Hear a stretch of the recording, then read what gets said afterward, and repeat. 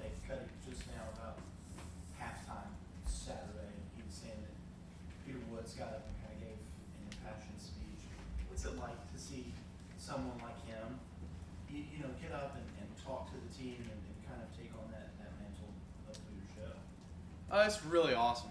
It's really cool to see how he's grown over the last 3 years. I feel like for me that's a role that it's a tough spot to be in. Nobody wants to lead, especially in a situation like that. It's easy to lead when everything's going well, but to see him step up and I was in there and heard it all, and I feel like we've had some really really great leaders over the years, but to see him really step into that role and take control of the moment was awesome. And his words were impactful, and it was great to hear, man. And it was awesome, and it was really good to hear. And obviously helped our team a lot and came out hot in the second half. And I think because of that was really helpful. Cuddy described it as passionate. Yeah, I would say so as well. Yeah, energetic and passionate for sure. Was it just to the defense or to the No, it was offense, or everybody. both? It was everybody. Just kind of as soon as we came back in, from the first half, really as soon as we came in, just kind of got everybody together and just spoke to us and spoke from the heart, and just kind of was a reset, honestly. Just kind of a reset. It was a wild first half, and a little bit of a reset, and just all right, here we go. And it was good. I feel like halftime was good for us. Just kind of felt like a little bit of normalcy, if that's a word. Just kind of a reset into going in the second half and go kick butt. So. Do you think people realize, so you're coming off an emotional loss? You come out, you get warm, you have one series, and then you go back in. That sometimes people don't understand that in this game, which is so much mental, that's hard to do. Yeah, it is. I mean, you want to be in the right, you try to time up the day and get yourself in the right, mindset when you're about to step on the field, right? And you can't hold that energy and like that enthusiasm and like that focus and like kind of mindset for 7 hours before you even play the game, right? So like for me, I'm not really trying to get super amped up. If we're playing a night game, I'm not going to try to be super amped up and ready to go play at noon. I'm trying to kind of get ready right before the game and try to really get my mind focused and everything. Obviously, I'm preparing throughout the whole day, but whenever you kind of have that weird, hour and a half. How long did the break end up being? I have no about hour and a half. 92 minutes. Like it was weird. It was just I'd never experienced anything like it. We kind of came back in, and I looked at Trent Pierman and I was like, well, we were due for one of these. It's our 4th year and we haven't had one of these yet. So I guess everybody's got to have one during their career. And so I was kind of just like, yeah, we were kind of due for one of these. But it was just wild to I didn't really know how to handle the situation, because we were told 30 minutes. So then I'm like, all right, stay focused for 30 minutes, go over the game plan again, everything. And then they're like, it's going to be about another 45. And you're like, okay, do I just kind of chill for a little bit? And so I ended up just taking off my pads, took off my cleats, just getting some treatment and stuff, and kind of disconnect. And then they gave us kind of a 15-minute warning. Then you kind of got to lock back in and go again. So, I feel like we handled it fairly well, but it definitely is a little weird. And then we just didn't have some things go our way in the first half. And then it's kind of just, like I said at the very start, halftime came around, just kind of like a reset. All right, a little bit of normal routine back. Here we go, and let's go. So. I mentioned this to Coach Sweeney, I guess, Sunday. It looked like the offense was just crisp. Yeah. From play one. Yeah, just doing what we do, man. It just we weren't doing too much. I think in the first half it was kind of 10 guys working at a time, and just kind of one guy not doing his job. And we got to have all 11 guys doing our job at a really high rate, and that's what we did in the second half really, really well. And we were really efficient on first and second down, which helped a ton. And it was awesome to see that, and hopefully going to continue to carry that on this week and the weeks ahead. I guess Coach Sweeney was saying that, in practice it's very different, that you guys are making plays as mistakes aren't happening. So, I mean, how do you translate, kind of carry that over to the game? Just trust it, just trust our preparation. Gotta go make up anything. I feel like sometimes just had a couple guys just kind of make up something and just, get out of our routine fundamentals and just gotta go do what we do. Don't overcomplicate it. What's my job? Period. That's it. And that's something that I had to remind myself a lot of in week 2. Where do my eyes really need to be? What's my job and everything? And I feel like I made a big step, and hopefully we'll continue to do so. So moving forward. So. I guess, where do you feel like you made the biggest stride in week 2, and what are some of the things you feel like you still Just got? being decisive. Just have my eyes in the right place. Being decisive. I still had 2 plays I wish I could have back with pocket presence, but I think just getting the right foot in the ground and triggering the ball. Just being decisive, and the word I love. Just kind of going back and watching it was just being convicted by what I'm doing. Not overthinking. Just be convicted by what I see and triggering it, and I feel like that's what I do really well, and just got to go do that in the game. I guess, what were the 2 plays that you won? I kind of just threw one on the run to TJ, the vertical. I didn't really need to, and then what's the other one? Going blank right now. But there was one other one that. Started out to the right and then reset to Gideon. It was PI, and I could have just quick reset. I mean, like I do every day 1,000 times. I just kind of got into a little scramble and threw it on the run, which just didn't need to do. Like I said, not like it was a bad play, but just could have been more efficient and gotten, didn't need to move. So. Is there anything that you guys as an entire offense are kind of working on this week in practice based off of some of the ways that you guys might have struggled last week? Some run game stuff, just timing up, just kind of timing up some of our run games, just a little bit off right now. I mean, we ran the ball really well, but there's still a lot, we need to be better at. So some stuff there, which is exciting. I remember, I feel like one of the most exciting things ever is, you go and play a great game and you go watch the film and there's so much better that you can get better at. There's so much more that you can get better at. And I think that just talking to Adam, like that's how he viewed it, was like, hey man, I ran for 120 something yards and there's still so much I can get better at. Like how exciting is that, for him and that offensive line. So that's just, that's really fun. I feel like that's one of the big things for us for sure. Yeah. Because Georgia Tech is in the habit of selling home games. Your first trip to Bobby Dodd Stadium, are you looking forward to it? Yeah, I am. I've never been down there. I've heard it's an awesome place.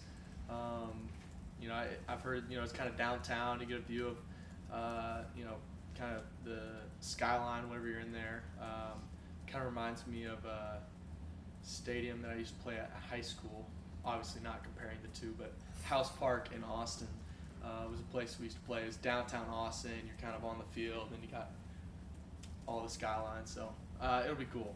Kind of similar to Charlotte as well. So I'm excited to go. I've heard they got a great atmosphere, and they've got a great team and great offense, great quarterback. Haynes he's a baller. So excited to go down there and play. What have you seen from their defense, kind of watching the film? Yeah, I mean they got talent all over. They've got great defensive line. DBs that played a lot of ball and know the game really well. Very instinctual. They've got a couple of good disguises that we're gonna have to get ready for. I mean they're kind of a bend, kind of don't break kind of team. They don't really want to let up a ton of big plays. A little bit more conservative there.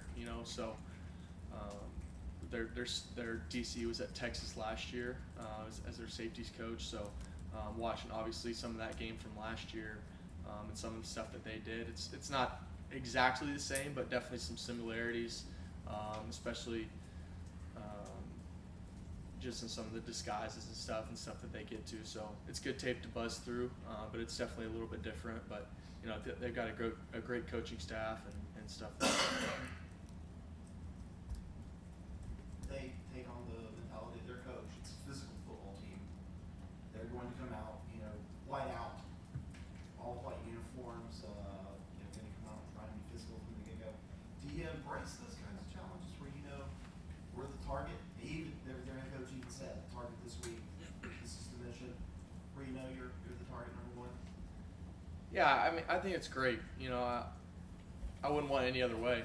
You know, I think that's why I came to Clemson for sure, is to have that. So I love it, and they're a respected program, and I'm excited. I love road games. I'm excited to go have our first road game and go, you know, into somebody else's territory. So it'll be awesome. You know, I've heard that their atmosphere is great, and definitely excited to head out there. Anybody else for Kate? Coach Sweeney kind of mentioned, I guess in the Troy game that you were too much of a factor with your legs. I guess how do you kind of just, or I guess stay settled in the pocket rather than there's a tendency just to leave the pocket too early and sometimes. You said what? I'm sorry. What was the first part you said? Coach Sweeney said you kind of you were too much of a factor with your legs against Troy. So I guess leaving the pocket sooner than I guess you guys would. Yeah, I mean, obviously that was a problem in week one, just it being a week one game and, you know, not being hit in a while. So yeah, I feel like we watched the tape and feel like I've definitely made a lot of good strides. There's 2 plays that I wish I could have back, but feel like I've definitely hung in there when I needed to this past game, and we'll continue to get better at it. So Kate, to clarify that, those comments were inclusive of the LSU game. I got you. Perfect. Honestly. No, you get it. I guess On the touchdown to Bryant, down the left side to go up 17-16 last Saturday. You guys obviously started the third quarter running the ball, emphasizing that. What do you think that did on the play fake there that kind of made the safety bite? Yeah, you know, we had kind of showed that play a few times. We'd bring Bryant in motion, and just something that they'd probably seen about 3 times already. So we had a play action off it. We actually ran the same play last year versus Virginia with TJ on the right side, and we had kind of seen on film sometimes those boundary safeties will trigger, and just knew the time was right. And it was a great play call, great execution. Bryant sold it really, really well, and you know, all I had to do was just kind of sell it for a little bit, get the guy triggered, and deliver. But it was a great game plan by our coaches, so just had to go execute it. Yeah, it was awesome. I guess going back to your legs, obviously you want to not bail too soon, but obviously you're really good last year running opportunistically to kind of pick up 6, 7, 8 yards. Have those opportunities just not been there yet, or is that something you want to be able to get more of? I think that there's been more opportunities to throw the ball than for me to, you know, scramble and make something happen with my legs so far that I've missed, than more throwing opportunities that I've missed than, you know, running opportunities that I've missed. So, you know, me being able to sit in there and deliver the ball is something that I'll continue to get better at, and just wasn't good at week one. You know, I feel like I was really good at it last year and just wasn't very good at it, you know, in week one, and just kind of what it was. And you know, I don't blame my whole play on that. I don't think that was the whole reason, you know, that the game ended up how it was, but it's definitely something that I need to get better at, and did get better at last week, and I was proud of that, and sitting in there and delivering some strikes downfield and sitting in there. So just keep getting better at it. You know, I don't do that in practice, and yeah. I mean, in terms of running the ball, those kind of plays just happen. You know, I mean, I think about, you know, the long scramble last year with Stanford and stuff like that. Stuff just kind of happens. You know, you don't really plan for that and stuff like that. So. I think sometimes we make too much of one play, but let's go over that last touchdown to Wesco. The blitz comes, it comes up the middle. You don't flush out of the pocket. I guess he's running a 6 or a vert or something like that, right? You hang in there, and then you just throw a strike to him, probably the best throw you've made all year. What does that do for your confidence? And can you kind of walk me through that, what you're seeing there? Yeah. So, you know, know, we had been hoping to get in a third and short scenario. Coach Riley definitely had for sure. We were hoping to call that thing. But yeah, we knew if we got the look where they're just zero, you know, safeties all 8 yards under, then we're going to call it. And if they had somebody deep or too high deep, we're just going to check it. And, you know, we got the look, and it's pretty much 8-man protection, you know, full-on 8-man protection. And we got 2 routes. We got Brian on a skinny post and TJ on a cross. And, you know, I'm just having to sell that thing as good as I can, get those safeties pulled down, and Bryant's one-on-one with the corner. And I just had to buy time enough, and I knew there was going to be a guy in my face, and you just kind of had to let it fly. But, man, that play was awesome. I feel like, you know, that just showed who we are and who we can be and who the type of player that I am. And, you know, that play was definitely big for me. Yeah, it was awesome. Fired me up for sure. How have you kind of seen Wesco's conference kind of go these past 2 weeks without Antonio in the lineup? Man, he's still got so much there, and you know, there's still so much. There's just so much. You know, I could be getting the ball to him so much more. I mean, I think about 2 or 3 times that. 2 times in this last game where I could have just reset and got it to him, and we still got to a good play, but and he's really, really good, man, and he's fast, but his routes are, you know, really, really good, and he knows the game, he knows it really well. He sees what I see, and it's really fun to have him out there. It's really fun, and he's just grown a lot, and just really proud of him. And TJ's had a really good week. Just really proud of, you know, he didn't have a bad week, but he just, you know, he's TJ Moore, man. He's going to go do great things, and I'm excited to see him. He's had a really great week this week, and Tyler's obviously been, you know, doing Tyler, so he's going to continue to get better, and we're going to use him a lot. So. You said you were going to make fun of Ronan for the next 3.5 years. I guess, did you wake up and remind him about the drop interception? Yeah, well, I saw him Sunday, and I was doing like my recovery run and lift, and I saw him in the weight room and told him to go hop on the jugs machine. So it already started the next day. Told him he needs to go get some catches. So if he heads home early today, I'll give him a hard time about it again. Appreciate you reminding me. Anybody else for Cade? As the leader of the offense, what's your plan to keep the team ahead of schedule against a physical defense like Georgia Tech brings? Yeah, I think just, you know, start off how we left the last game. You know, start off fast, be efficient on first and second downs, not getting behind the chains. When it comes to football, man, the only thing that we are in control of is what we can control, and we can't control the rest. We can't control what the other defense is going to do. We can control what we can control, and you know, that's doing what we're supposed to do, executing what we do really well. You know, no penalties, hanging on the football, and you know, making the plays when they're there. And that's what we need to go do really, really well. Is just focus on the job and the task at hand. And you know, when we do that, man, it's really fun. And I think that you saw that a lot last year. You saw it in the second half of this past game, and so that's what we need to go do and just go execute. So. Kyle Efford at linebacker he made some comments in the preseason about how he wants to pack out Bobby Dodd, take Clemson down, kind of had that game circled. How do you respond to that? You know, that's exciting for them. You know, it'd be great. We're excited to go on the road and take on a great team. So. All right. Thank you, Cade. Awesome. Thanks, guys. Appreciate your time, man.